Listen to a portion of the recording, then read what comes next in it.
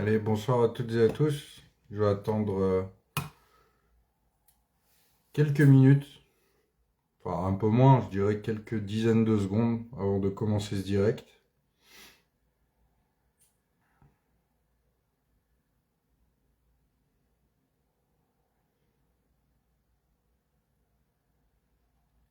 Je m'aventure sur un sujet on ne peut plus complexe à aborder dans une période de tumulte incessante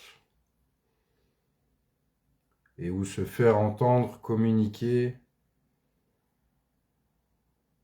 dans le respect, la bienveillance, la courtoisie, la modération, la tempérance n'est pas une mince affaire.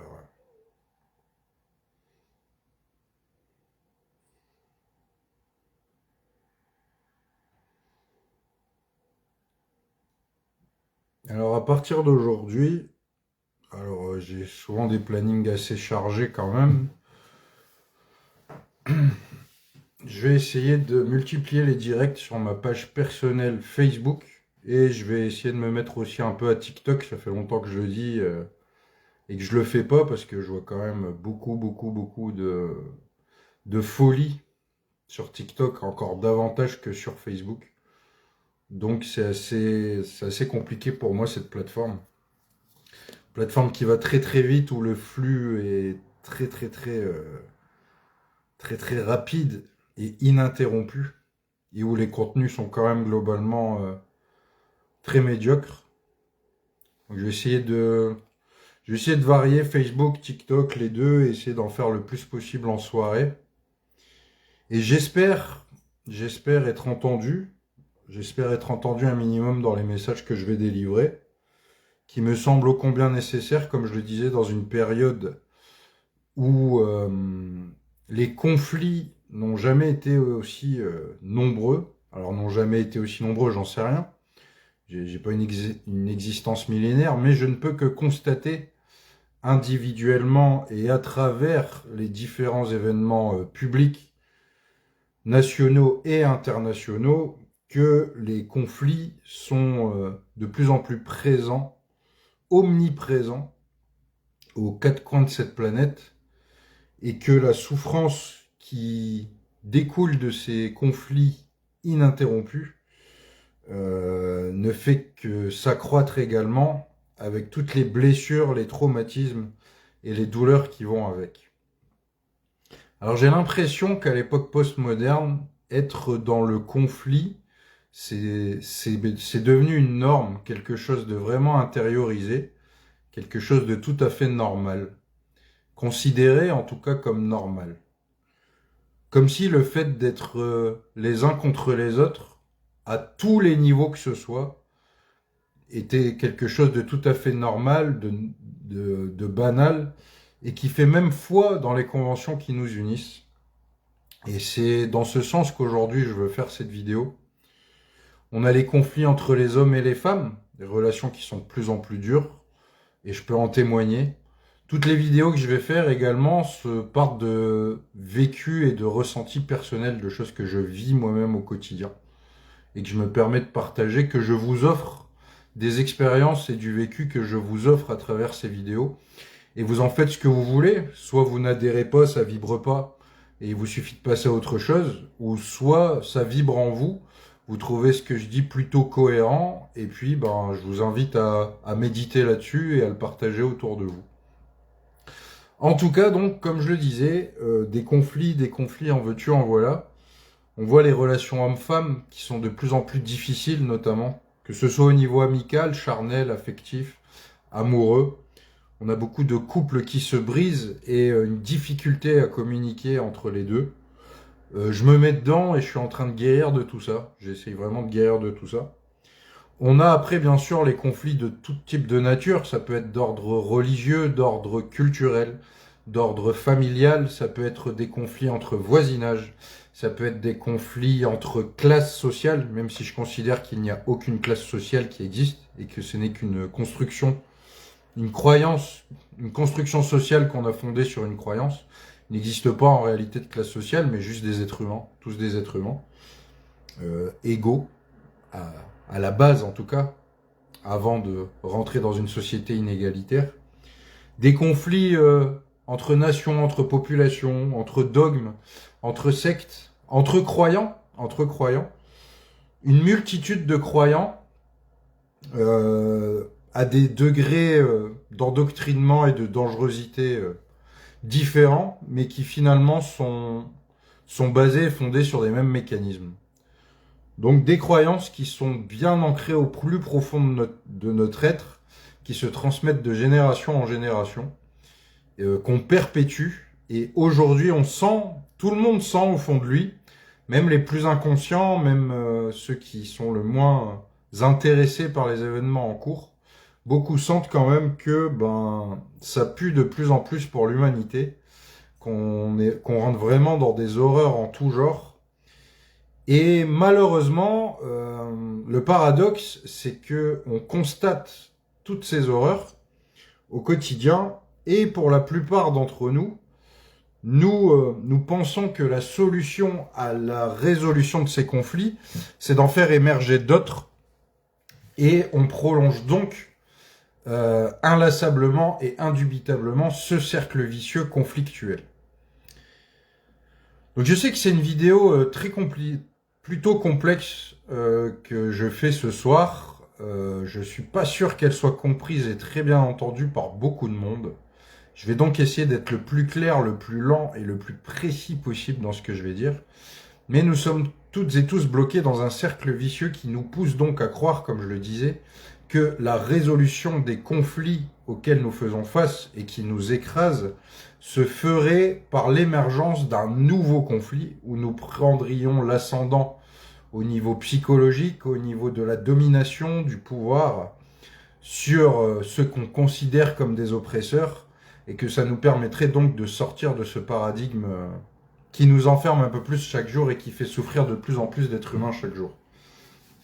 Pour ceux qui ont écouté depuis le début, vous vous rendez bien compte que ce que je dis paraît totalement illogique, irrationnel et stupide. Et pourtant, on est bien là-dedans. C'est-à-dire que plus on va être confronté à tout un tas d'obstacles, plus on va chercher la confrontation pour en sortir. Et c'est vraiment un piège qu'on se tend à soi-même. C'est-à-dire qu'on va vraiment vouloir résoudre tous les combats qui sont face à nous en combattant. On va vouloir combattre le mal par le mal, on va vouloir combattre la violence par la violence, on va vouloir combattre la haine par la haine. On va vraiment être donc dans des logiques conflictuelles pour sortir du conflit. Et le cercle vicieux, il y a un engrenage qui se crée de génération en génération, d'individu en individu, de population en population, de communauté en communauté, de nation entre nations. Jusqu'à quand? Jusqu'à quand? Beaucoup aujourd'hui invoquent une révolution. Je suis d'accord sur le fait que nous devons révolutionner, que nous devons faire en sorte que cette terre dans laquelle nous incarnons actuellement doit être révolue, et ce dans les meilleurs délais, quand on voit toutes les catastrophes en cours, que ce soit chez nous ou à l'extérieur, partout. Et donc, pour ceux qui étaient là depuis le début, mais je vais quand même essayer de me répéter à chaque fois, c'est ça qui est assez complexe avec les directs, c'est que c'est assez dur d'avoir un fil et des gens qui s'accrochent à ce fil, parce que les gens arrivent au compte-gouttes, ils partent, ils reviennent, etc. Donc, d'où l'intérêt quand même de répéter pas mal les choses. Donc je le disais, ces conflits cet engrenage de conflits qui se perpétue, et qui potentiellement peut nous amener à notre destruction prochaine, puisque quand on voit les avancées technologiques, militaires, et tous les outils qu'on a aujourd'hui à disposition pour se foutre sur la gueule, on peut se dire qu'en un claquement de doigts, ou en tout cas très rapidement, on pourrait mettre un terme tout simplement à notre existence et à toute forme de vie sur cette planète, pendant un temps donné, jusqu'à ce qu'elle réapparaisse sous une autre forme. Puisque je pense que malgré tout, la vie finit toujours par réapparaître, et c'est un cycle qui peut s'éteindre, mais réapparaître plus tard, quoi qu'il arrive. Puisque nous vivons dans une planète qui regorge de vie, justement. Et que c'est pas, même les plus grandes catastrophes, je pense, ne pourraient pas éradiquer l'entièreté de la vie sur cette planète. En tout cas, nous sommes dans une menace existentielle aujourd'hui à cause de ces cercles vicieux conflictuels que ce soit dans notre microcosme personnel, hein, on est dans des conflits avec notre patron, avec nos voisins, avec des catégories d'individus qu'on va détester parce qu'ils pensent pas comme nous, parce qu'ils appartiennent à un autre camp que celui auquel on appartient. Donc déjà dans notre dimension individuelle, dans notre famille aussi, on va être dans beaucoup de conflits, ça peut être avec sa femme ou son ex-femme, ça peut être avec ses cousins, avec ses tontons, avec ses tatas, à cause de tout un tas de divergences ou de passifs traumatiques. Donc déjà dans notre propre microcosme, on le voit et on voit tous ces conflits et on voit les familles et les gens qui s'aiment se fracturer, se diviser et être dans l'incapacité totale de se réconcilier. Et c'est bien triste. Déjà à ce niveau, c'est bien triste et bien dramatique, c'est très très prégnant en Occident, partout sur Terre, mais plus particulièrement en Occident, et la France est particulièrement touchée. Donc dans nos microcosmes personnels, on est de plus en plus divisés, fracturés, on a de plus en plus de mal à communiquer, on a de plus en plus de rancœur les uns envers les autres, ou de culpabilité. On ressent aussi également beaucoup de culpabilité pour du mal qu'on aurait pu faire et dont on prend conscience beaucoup plus tard. C'est mon cas, moi, aujourd'hui. Plus j'avance et plus je me rends compte que j'ai fait du mal à beaucoup de personnes. Que ce soit des ex-compagnes, que ce soit des anciennes amies, que ce soit des personnes avec qui j'étais au contact et qui ont fait naître en moi des ressentiments et avec qui j'ai pu être violent verbalement ou physiquement.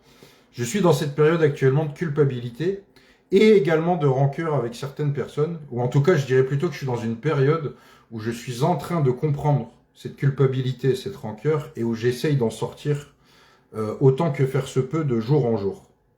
Donc vaincre la culpabilité que j'ai envers moi-même pour toutes les saletés, les coups bas et les choses sales que j'ai pu faire envers autrui, et vaincre la rancœur que je peux avoir envers certaines personnes que je considère m'avoir fait énormément de mal. Énormément de mal. Je suis actuellement dans cette dynamique-là. Donc là, je viens de commencer cette vidéo dans un microcosme très individuel que je trouve déjà très violent, très prégnant et très diffus et très pesant dans l'atmosphère de cette société civile. Et puis maintenant, je vais arriver sur une dimension collective. Ce direct sera en 3 étapes. Donc là, je viens de commencer la première étape par une étape plutôt individuelle. Je vais entamer cette deuxième étape qui va être beaucoup plus sombre et lugubre encore et qui va concerner le collectif. Et je vais tenter dans une troisième partie d'apporter justement une mise en lumière des mécanismes qui nous ont mis dans ces cercles vicieux conflictuels. Donc, si maintenant on prend l'aspect plus collectif, donc comme je vous le disais en introduction, au niveau individuel, énormément de conflits qui s'alimentent et de reproches faits envers les uns et les autres, de rancœur, de culpabilité, de haine, de colère, de frustration, de ressentiment, de division, de fracture. Alors si c'est violent à ce point-là au niveau individuel et dans nos petits microcosmes, imaginez-vous au niveau méta, au niveau collectif. C'est-à-dire que nous ne sommes pas des êtres omniscients, omnipotents, omniprésents. Donc on ne peut pas avoir de recul ni de vue d'ensemble sur ce mécanisme-là que je viens de décrire, mais au niveau collectif. On peut pas avoir de vision là-dessus, donc souvent, soit on va même pas en être conscient que ça existe, tout simplement, soit on va même pas y penser du tout, ça ne va même pas nous parcourir l'esprit. Et pourtant, c'est bel et bien là. Et je vais vous l'illustrer à travers tout un tas d'exemples. Regardez par exemple, l'humanité, depuis qu'elle existe, depuis des milliers d'années, on a eu des guerres tribales pour des territoires, des guerres de pouvoir, des famines, des pénuries, des meurtres, des viols, de l'esclavage, des jeux de prédation, de domination. On a eu une multitude de barbaries et d'atrocités que se sont causés différents types de collectifs les uns envers les autres. Donc si tous les ressentiments qu'on a déjà au niveau individuel dans notre microcosme à cause de ces conflits, imaginez la douleur qu'on subit, alors imaginez-vous la douleur partagée au sein de cet inconscient collectif face à tout ce que je viens d'énumérer. Nos anciens et nous aussi actuellement, alors à de moindres niveaux pour nous aujourd'hui, encore une bonne partie des Occidentaux qui bénéficient encore pour je ne sais combien de temps d'une certaine forme de confort quand même, je me mets dedans et je vais surtout pas faire la victime, même si je suis loin de rouler sur l'or. Mais en tout cas, si notre inconscient individuel est bourré de traumatismes, de blessures, de douleurs et de réactions très désagréables, au niveau collectif, la cicatrice que porte l'humanité aujourd'hui dans le monde moderne est infiniment plus grande. Infiniment plus grande. Et cette thérapie-là, c'est celle-là qu'on va devoir entamer. Il va falloir d'abord commencer par la thérapie individuelle en chacun de nous, penser nos traumatismes, nos blessures, nos conflits irrésolus, apprendre à vaincre la culpabilité qu'on a eue de faire du mal aux autres, savoir demander pardon, sans orgueil, sans fierté, sans ego, savoir reconnaître qu'on a fait du mal aux autres, savoir reconnaître qu'on a pu briser certaines personnes. C'est tellement dur à reconnaître. Et savoir aussi pardonner ceux qui nous ont brisés, ceux qui nous ont fait du mal, ceux qui ont traîné notre dignité et notre honneur dans la boue.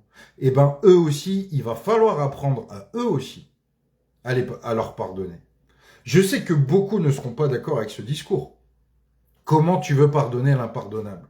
Comment tu veux te réconcilier avec l'irréconciliable? Et je vous parle pas de vous réconcilier et de fraterniser avec des égos malades, psychotiques, névrotiques et destructeurs.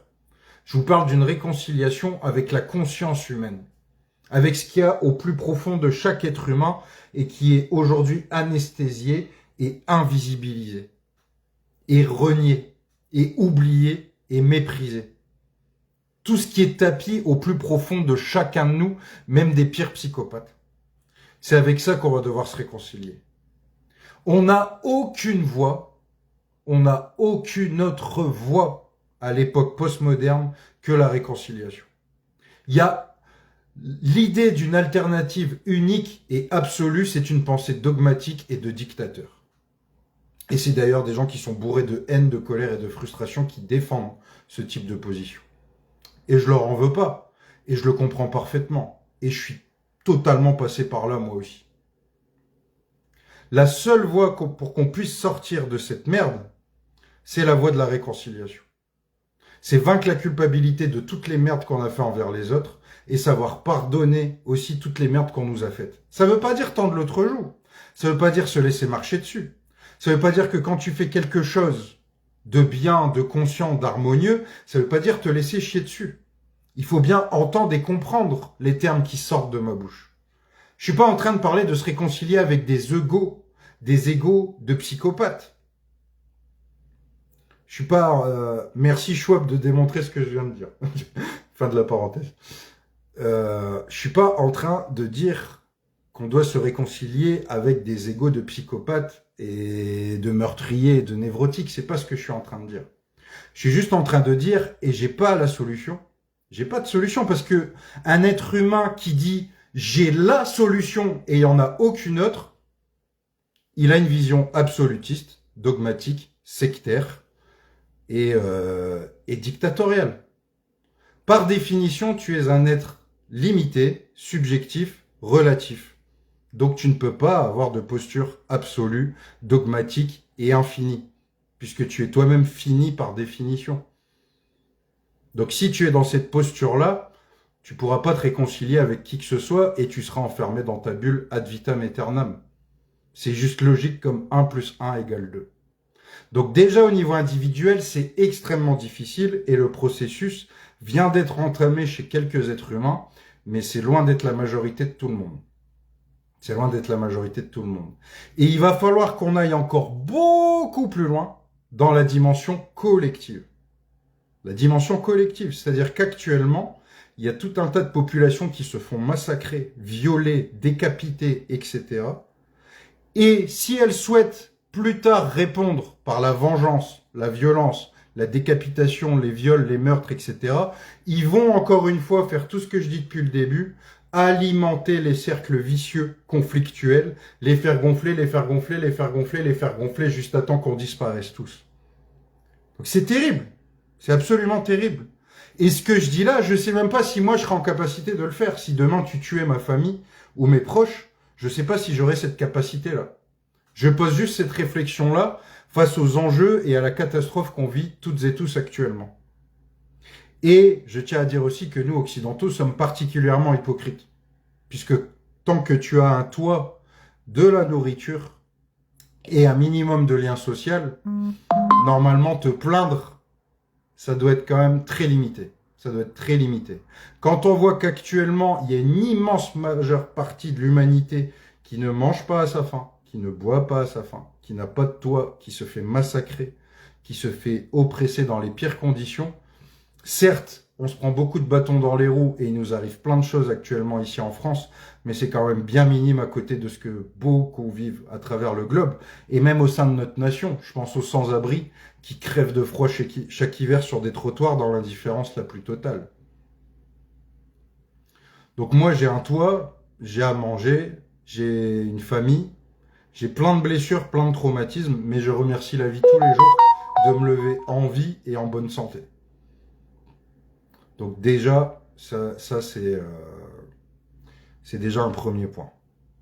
Troisième point donc de ma vidéo qui va être le plus dur à aborder et qui je pense sera très difficile à écouter.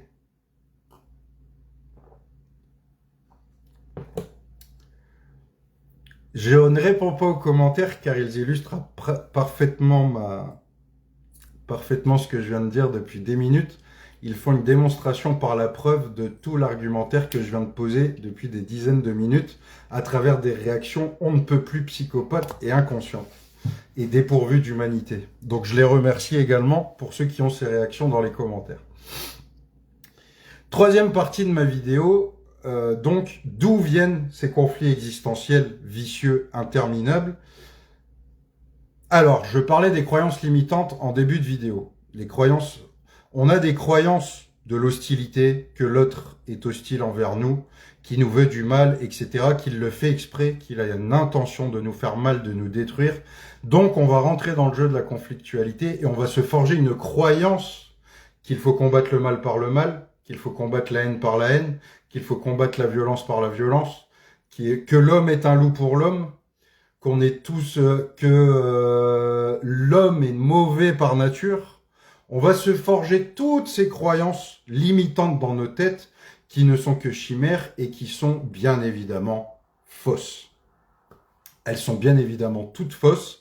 Ce sont des récits, des croyances qu'on a établis durant des millénaires et que on s'est transmis aussi bien à titre individuel que collectif dans nos pensées qui aujourd'hui sont très prégnantes, très pesantes, mais qui sont absolument toutes fausses.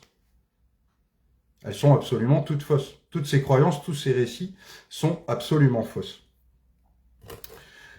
Et d'où viennent ces croyances? Comme je le disais, je viens d'évoquer pendant des dizaines de minutes tout un tas d'horreurs et d'abominations en tout genre qu'on s'est infligées, aussi bien dans nos microcosmes que dans l'environnement général que nous partageons tous ensemble. Et ces croyances limitantes se sont forgées là-dessus. Forcément, et c'est logique, donc on n'a pas à s'en vouloir, c'est logique de penser qu'on est mauvais par nature, qu'on est juste là pour se faire du mal, pour se détruire, pour profiter les uns les autres, pour se dominer, pour être des prédateurs, etc. C'est normal qu'on pense ça après tout ce que l'humanité a vécu. Mais si l'humanité a vécu tout ça, parce qu'elle n'avait pas, elle est née dans un environnement hostile, elle n'avait pas le niveau de savoir, de connaissance dont nous disposons aujourd'hui, et elle s'est fait du mal pour survivre. Elle s'est fait du mal par croyance qu'il fallait se faire du mal pour survivre. À cause de pénuries, à cause de guerres tribales, à cause de maladies, à cause de bactéries. Je veux dire, les premières civilisations, et pendant très très très longtemps, n'avaient aucune capacité, contrairement à nous. Elles étaient en mode survie, instinct primaire de survie, du matin au soir. Et cet instinct primaire de survie du matin au soir a construit ces croyances limitantes pour survivre, justement, à tous les différents types d'hostilités qui se sont présentées à l'humanité à travers l'histoire. et se sont perpétués jusqu'à aujourd'hui.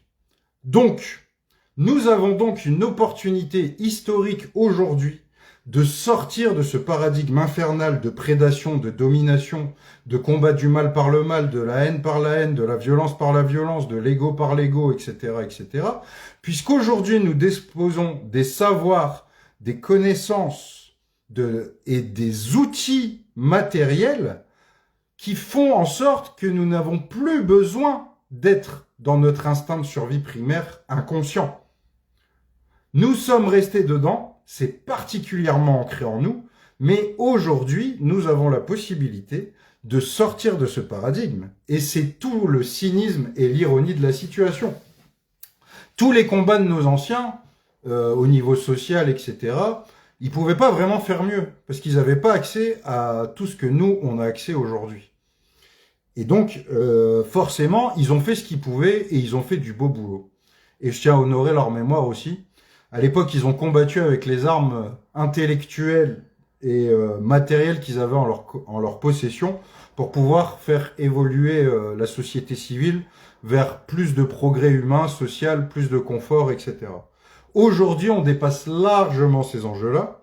Il n'est plus question de réformer un système qui nous oppresse et qui nous écrase, mais il est bien question de le balayer définitivement. Et donc, nous avons toujours combattu dans des logiques conflictuelles, de prédation, de domination, de bagarre des uns contre les autres. L'homme est un loup pour l'homme, il faut combattre le mal par le mal, etc. Et bien, tout ça, c'est terminé. Donc, je finirai, pour boucler et pour faire la révolution dans ma vidéo, je finirai par l'introduction de cette vidéo, pour la remettre à la fin. Et vu que les directs sur Internet sont toujours suivis à peau de chagrin, ça monte, ça descend, ça monte, ça descend, ça monte, ça descend. Ça arrive vers la fin, ça arrive dès le début.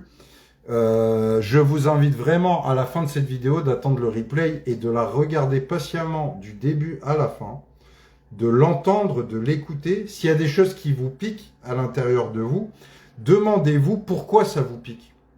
Vous savez, quand vous êtes en colère, dans la frustration et le ressentiment, envers quelqu'un ou quelque chose, c'est pas le quelqu'un ou le quelque chose qui subit la colère ou le ressentiment. C'est vous qui le subissez. À l'intérieur de vous, c'est vous qui vous rongez de l'intérieur quand vous subissez ce type de ressentiment. N'oubliez jamais que vous vous faites du mal à vous-même, avant tout, et à rien autour de vous. C'est pas parce que tu as la haine contre quelque chose que ce quelque chose va disparaître. La haine, bien souvent, va même alimenter ce phénomène dont tu veux te défaire. C'est bien le cercle vicieux que j'essaye d'exposer ce soir. Donc je finirai donc par, et là c'est mon expérience de ces derniers jours qui parle, et je peux vous assurer que le courage, il n'est pas dans le fait de sortir des muscles, être violent, mettre au pas un adversaire ou un ennemi ou je ne sais quoi. Le courage, c'est vraiment de vaincre la culpabilité qu'on a en soi pour tout le mal qu'on a causé, parce que quand on prend conscience du mal qu'on a causé aux autres, on se rend compte que quand on a fait ce mal aux autres, on n'était pas conscient. Parce que par définition, quand tu fais preuve de conscience, tu fais pas de mal. On ne fait toujours le mal que par inconscience. Un être humain conscient sait que ce qu'il fait à l'autre, il n'aimerait pas qu'on lui fasse. C'est que quand il fait du mal à l'autre, il se fait du mal à lui-même. C'est que quand il blesse quelqu'un, il se blesse à son tour. On est toutes et tous des frères et sœurs, et on mérite tous la dignité, le respect, la bienveillance et l'amour. Et en se donnant tous de l'amour, à la fin, on crée un grand paradigme d'harmonie. Donc vaincre la culpabilité en soi, c'est prendre conscience que tout le mal qu'on a fait aux autres à l'époque où on l'a fait, ça sert à rien de culpabiliser là-dessus. Parce qu'en prendre conscience, ça veut dire que tu ne le referas plus. Si tu as pris conscience que en fait, tu as fait du mal à l'autre et que c'était pas de sa faute à lui, tu lui as pas fait du mal parce qu'il t'avait fait du mal, tu lui as fait du mal parce que tu n'étais pas conscient.